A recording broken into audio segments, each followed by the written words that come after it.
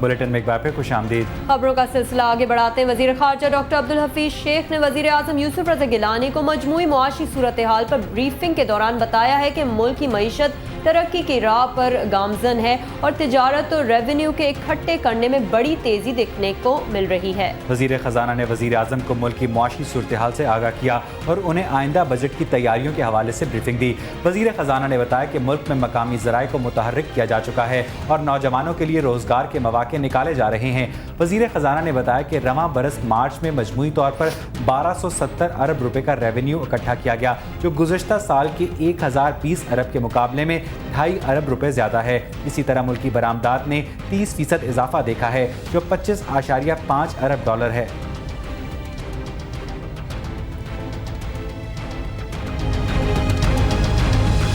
Parliament के मुश्तरका इजलास में बाज़ जमातों के एतराज़ के बाद घरेलू तशद्दुद बिल को इल्तवा में रखने के खिलाफ सिविल सोसाइटी ने एहतजाजी मुजाहरा किया, जबकि इस दौरान JUI के कारकुनान इस मुजाहरे के खिलाफ नारेबाजी करते रहे। तफसीलात इस रिपोर्ट में।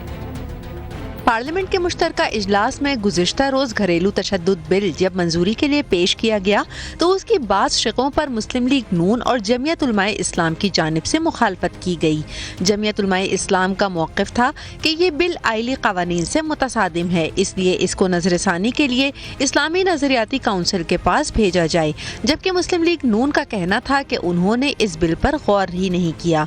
रज़ा रब्बानी की तजवीज़ पर इस बिल पर मज़ीद गौर के लिए कमेटी तश्कील दी गई। ताहम सिविल सोसाइटी की जानिब से इस बिल के इल्तिवा पर एहतजाज किया गया। पीपल्स पार्टी का एक रुकन, PMLN के कुछ अरकान और JUI के सारे अरकान ने इसकी मुखालफत की। जो पार्टी हमारे हकूक की मुखालफत करेगी उसके खिलाफ नारे लगेंगे। जुम्मे की सुबह जब घरेलू तशद्दुद बिल पर मजीद गौर के लिए तश्कील दी गई कमेटी का इजलास जारी था तो सिविल सोसाइटी की नुमाइंदा फरजाना बारी ने कमेटी के इजलास में दाखिल होने की कोशिश की। अपनी इस कोशिश में नाकामी पर वो सिविल सोसाइटी की दीगर कारकुनान के साथ बिल के हक में और मुखालफत करने वाली जमातों के खिलाफ नारेबाजी करती रहीं, जिस पर JUI के कारकुनान भी जोश में आ गए। इस तरह पार्लियामेंट हाउस के बाहर JUI और सिविल सोसाइटी की जानिब से एक दूसरे की मुखालफत में नारेबाजी का जैसे ना थमने वाला सिलसिला शुरू हो गया। बिल के हवाले से तो हम बिल्कुल क्लियर हैं कि औरतों के हवाले से बहुत अच्छी चीज़ है, लेकिन हम ये चाहते हैं कि जो भी बिल हो वो इस्लामी नज़रियाती कौंसिल के ज़रिए से मंजूर हो। और अब इस वक्त जो इन्होंने हमें इश्तियाल अंगेज नारे लगा रहे हैं, हमने नहीं इश्तियाल, हम पुरअमन जुलूस हैं। ये लोग प्रोवोक कर रहे हैं, इश्तियाल अंगेज नारे लगा रहे हैं कि अमेरिका का जो यार है गद्दार है। मुझे बताएं कि एक शौहर बीवी को घर पे तमाचा मारता है, अमेरिका से क्या ताल्लुक हो गया? इन्होंने कल मौलाना साहब का रास्ता रोका, अभी पार्लिमानी कमेटी के इजलास में ये खातून आई, वहाँ पे ये गलती कर गई, बहुत बड़ा ब्लंडर कर गई। उसके बाद हम मजबूर हो गए, मौलाना साहब की जो भी शख्सियत करेगा हम इसको खुलेआम अल्फाज में कहते हैं, हम उसका सर भी काटेंगे, टांगे भी तोड़ेंगे, उसके बाजू भी तोड़ेंगे। सिविल सोसाइटी की नुमाइंदा खवातीन घरेलू तशद्दुद बिल की हिमायत और JUI के कारकुनान इस बिल की मुखालफत में पार्लियामेंट हाउस के सामने नारेबाजी में मसरूफ रहे। ताहम जुम्मे की नमाज का वक्त नजदीक होने के बाइस दोनों पुरअमन तौर पर मुंतशिर हो गए। आसिया अंसर, CNBC पाकिस्तान, इस्लामाबाद। उधर लाहौर में रखवाले ही शहरियों का दिल दुखाने लगे। जी हां, 3 रोज कबल 2 तलबात को अगवा करने वाले कोई और नहीं बल्कि पुलिस एहलकार निकले। तफसीलात अदनान निसार की इस रिपोर्ट में। लाहौर की रिहायशी 2 तालबात अफशा और राबिया 2 अप्रैल को लापता हो गयीं। अभी इनके वालिदैन अपने बच्चियों को तलाश कर ही रहे थे कि टेलीफोन की घंटी बजी। वालिदैन के दिल धड़के, शायद इनके जिगर गोशों की खैर खबर का पैगाम हो, लेकिन ऐसा ना हुआ, बल्कि एक शख्स ने फोन के जरिए इनके अगवा का दावा किया और 10 लाख रुपए तवान का मुतालबा किया, जिस पर घबराए वालिदैन पहुँचे थाना गुलबर्ग और करवाया अगवा का मुकदमा दर्ज। मीडिया पर खबर नशर होने के बाद मालूम हुआ कि बच्चियां तो पुलिस वालों के पास हैं और इन्हें फहश हरकत के इल्जाम में गिरफ्तार किया गया है, लेकिन इनके वालिदैन तो कोई और कहानी सुना रहे हैं। दिन 2:45 पर बच्चियों को उन्होंने उठाया है, शाम 4 बजे हमें इन्होंने कॉल कर दिया।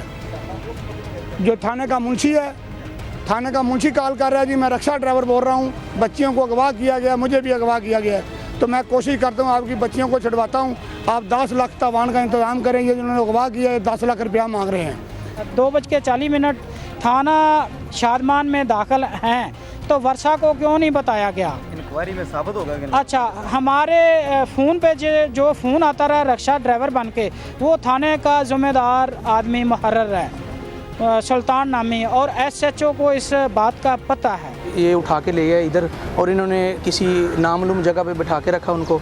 और ये मुंशी साहब जो हैं थाना शादमान के, वो पैसे मांगने की डिमांड करते रहे।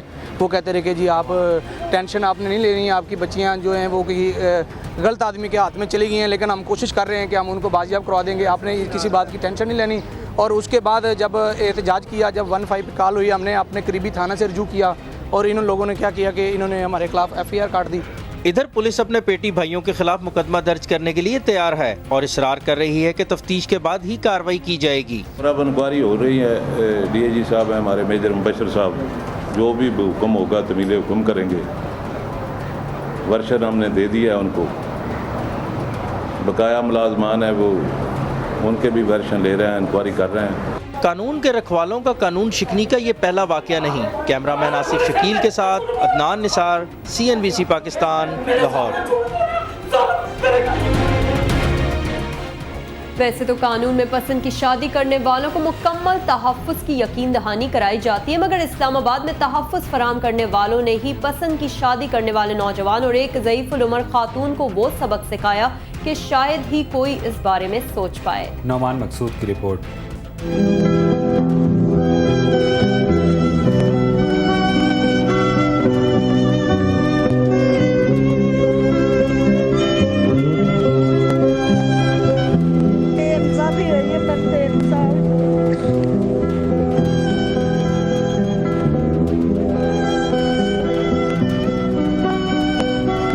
ज़ईफ़ुल उम्र नसीम बीबी पर इल्ज़ाम है कि इसने बरी इमाम के इलाके में एक लड़की को अगवा किया था और इस जुर्म में इसे जेल भी भेजा जा चुका है। ये ज़ईफ़ खातून अपने जुर्म से भी नावाकिफ़ थी। इसका कहना है कि इसे नहीं मालूम कि सज़ा क्यों दी गई है। जिस लड़की के अगवा के इल्ज़ाम में नसीम बीबी के खिलाफ वुमेन पुलिस स्टेशन में मुकदमा दर्ज किया गया था, इस लड़की का इनसे राब्ता तो था, मगर इन्होंने कभी इसकी निजी ज़िंदगी में मुदाखलत की कोशिश नहीं की।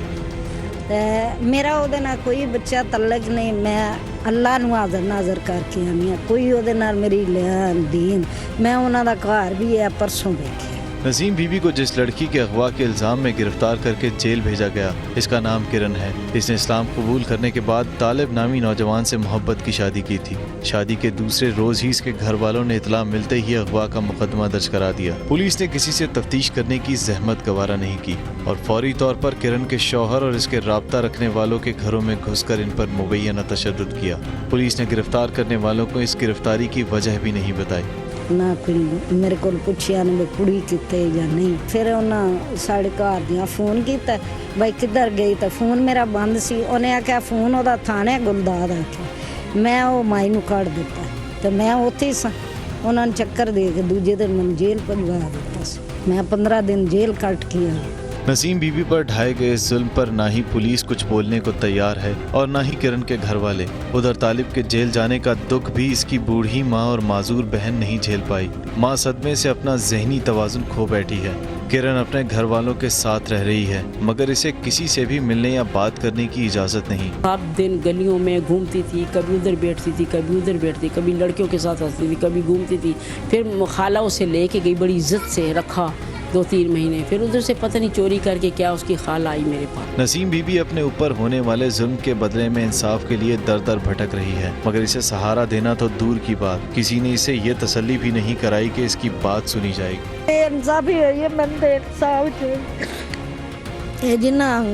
पुलिस वाले मुमताज बीबी थे मेरे कंधों टपिया दा भरा थी, उन्हें बूहे ने धक्का मारे, मेरा बूहा टुट गया। फिर मैंने उतो लैके पुलिस आई है, बई वो कुड़ी कितने, मैं कहा जी वेखो सारे फिरदी है। मोहब्बत की शादी पर तालिब, इसकी बूढ़ी माँ और नसीम बीबी का जो अंजाम हुआ, इसे देखकर लगता नहीं कि आइंदा कभी दो प्यार करने वालों के रिश्तों में बंधने के लिए कोई इनका साथ देने का सोच भी सकेगा। न जाने अब आगे इन लोगों को मजीद किन किन आजमाइशों का सामना करना पड़ेगा। कैमरामैन मोहसिन अली के साथ नौमान मकसूद, CNBC पाकिस्तान, इस्लामाबाद। और अब आपको लिए चलते हैं लाहौर, जहां वफाकी वजीर इत्तलात फिरदौस आशिक अवान मीडिया से गुफ्तगू कर रही हैं।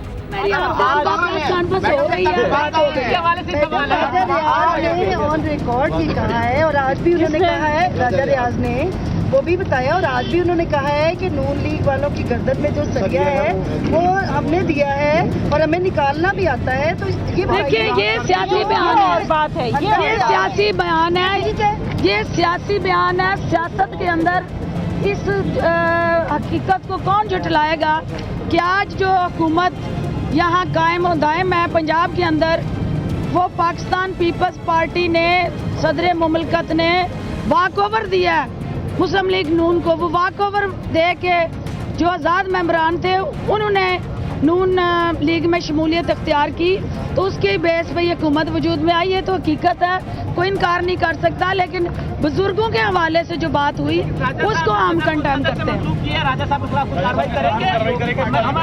राजा साहब ने अगर आपके साथ ऑन रिकॉर्ड कोई ऐसी बात शेयर की है तो party, let the party decide on that के how they will move on that. Thank you ji, thank you so much.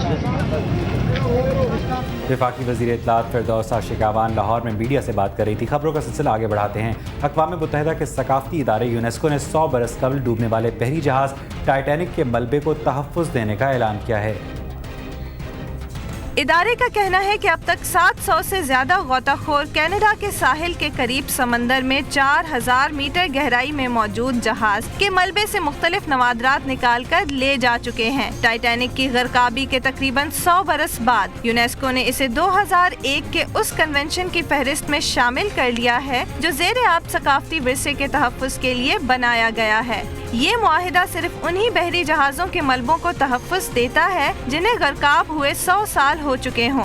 RMS Titanic बरतानवी बंदरगाह साउथहैम्पटन से अमरीकी शहर न्यूयॉर्क तक के अपने पहले ही सफर के दौरान 14 अप्रैल 1912 को एक बर्फानी तौदे से टकराकर डूब गया था। मज़ीद खबरों और अपडेट्स के लिए आप विजिट कर सकते हैं हमारी वेबसाइट cnbcpakistan.com। आप देखते रहिए मेरी पहचान CNBC पाकिस्तान।